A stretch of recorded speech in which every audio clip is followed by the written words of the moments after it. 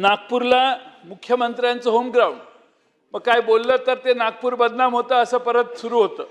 पण अध्यक्ष महोदय, फक्त 500 रुपयासाठी 9 पोलिसांना निलंबित करण्याची पाळी आली. 500 रुपयाच्या ऑनलाईन गेमिंग फसवणुकीची तक्रार नागपूर पोलिसांकडे येते. वरिष्ठांच्या परवानगीशिवाय 2 पथकं तातडीने पुणे आणि मुंबईला रवाना होतात.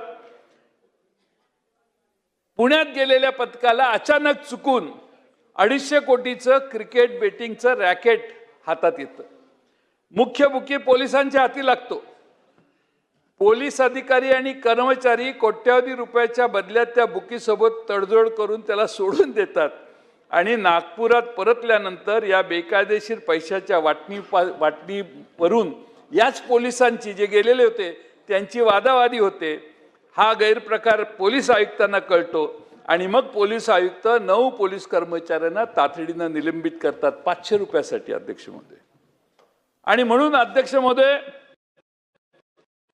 या अशा अनेक गोष्टी आहेत की ज्यामध्ये सरकारला या सगळ्या गोष्टी गांभीर्याने घेण्याची गरज आहे.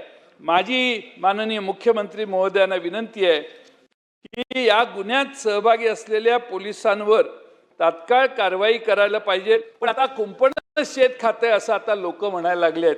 लोकांचा पोलिसांच्यावरचा विश्वास अत्यंत कमी झालेला आहे.